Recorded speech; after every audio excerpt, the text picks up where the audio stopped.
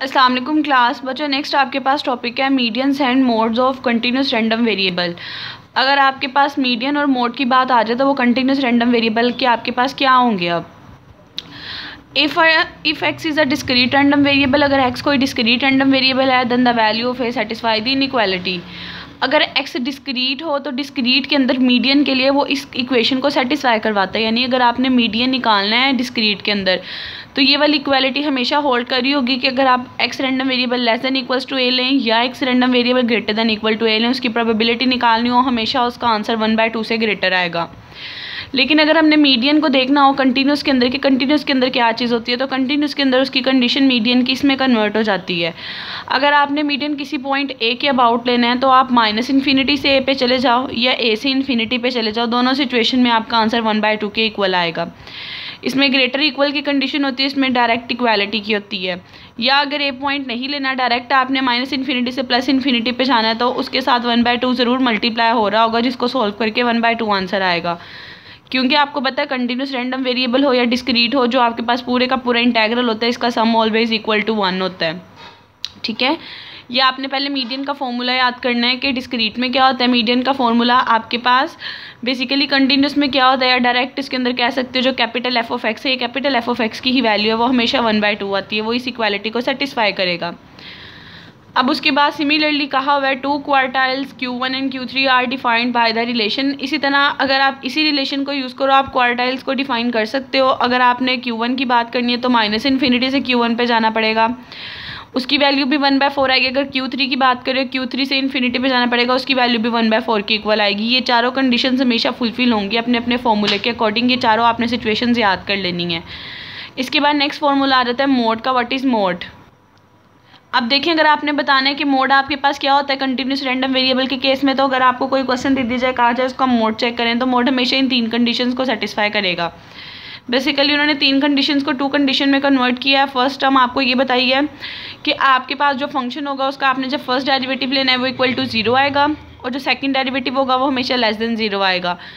आप जब ये वाली सिचुएशन लगाओगे, इस वाली सिचुएशन को यूज़ करते हो करके आप लोग उसकी मैक्सिमम वैल्यू भी बता सकते हो। आपने बेसिकली फर्स्ट डेरिवेटिव लिया करना है, वहाँ से उसको 0 रख के उधर से x की वैल्यू निकाल लिया करनी है, फिर सेकंड डेरिवेटिव लेना है और वहाँ से बता देना है लेस देन 0 है तो ये मैक्सिमम वैल्यू उसकी निकल आएगी और बता सकते हो। आपने मोड का फॉर्मूला और मेथड याद कर लेना है। थर्डली आप लोग कंटिन्यूस के केस में ज्योमेट्रिक और हार्मोनिक पढ़ोगे। ज्योमेट्रिक का ये फॉर्मूला है, हार्मोनिक का ये फॉर्मूला है। ज्योमेट्रिक को जी से डिनोट करते हैं, हार्मोनिक को एच से करते हैं। ज्योमेट्रिक अगर कैलकुलेट करना हो तो ये वाली इक्वेशन लेनी पड़ती है, log of G equal to expected value of log of X या integral -∞ log of X F of X. अगर सिंपल एक्सपेक्टेड वैल्यू लो वो एक्स एफ ऑफ एक्स होती है, लेकिन जब आपने यहाँ ज्योमेट्रिक मीन की बात करनी है दोनों पे log लाजमी होगा। इसी तरह हार्मोनिक का अगर आपने कैलकुलेट करना है तो वो 1/h equal to expected value of 1/x होती है, यानी कि इंटेग्रल के साथ 1/x है। पहले फंक्शन के साथ x मल्टीप्लाई हो जाता है, यहाँ डिवाइड होगा हार्मोनिक के लिए भी।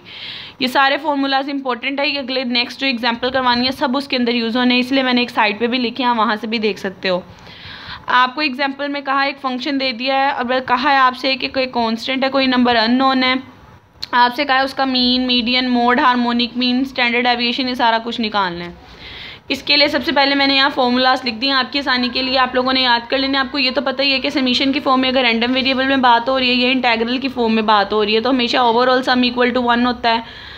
जब भी कभी इस टाइप का अननोन वेरिएबल दिया जाए पहले हम उस अननोन की वैल्यू निकालेंगे, जिस तरह हम प्रीवियस एग्जाम्पल में किया करते थे। फिर कंप्लीट फंक्शन की वैल्यू आएगी तो ये सारी चीज़ें कैलकुलेट करेंगे। उसके बाद मैंने यहाँ पे लिखा है कि मीन की फॉर्मूला क्या होता है, मीडियन का फॉर्मूला क्या होता है, आपके पास मोड का फॉर्मूला क्या होता है, 2 स्टेप्स कौन से करने होते हैं, हार्मोनिक और स्टैंडर्ड डेविएशन का फॉर्मूला लिखा हुआ है। अब सबसे पहले हमें कहा था कि आपको ये बात पता है कि इंटेग्रल का सम इक्वल टू 1 होता है, तो गिवन इंटेग्रल और उसकी लिमिट भी क्वेश्चन में गिवन है, उसका सम इक्वल टू 1 लिखेंगे। लेफ्ट हैंड साइड सोल्व करेंगे, राइट हैंड साइड 1 थी तो दोनों को सोल्व करने के बाद के की वैल्यू यहाँ से 6 आ जाएगी। ये काम अपनी आसानी के लिए किया है ताकि जब हमने अगली चीज़ें निकालनी है तो हमें आसानी हो। के की वैल्यू कैलकुलेट करने के बाद आप फंक्शन के अंदर पुट करेंगे। अब स्टेप बाय स्टेप वो चीज़ें कैलकुलेट करते हैं जो हमें क्वेश्चन के अंदर कहा हुआ है।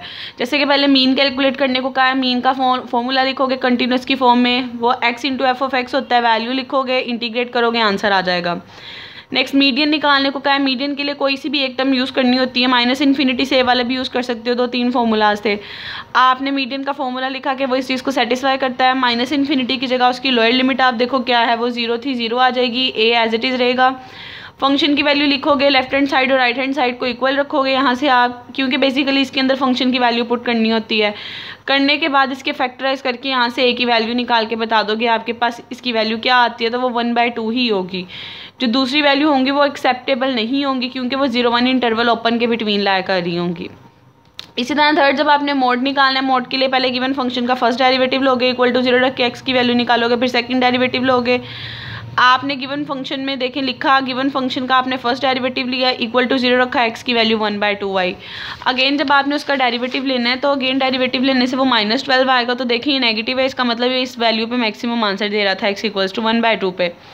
मोड की वैल्यू भी निकल आएगी। हार्मोनिक का फॉर्मूला 1/h, इंटेग्रल आपके पास बेसिकली एक्सपेक्टेड वैल्यू 1/x की थी, तो 1/x और एक्सपेक्टेड वैल्यू का फंक्शन आ गया।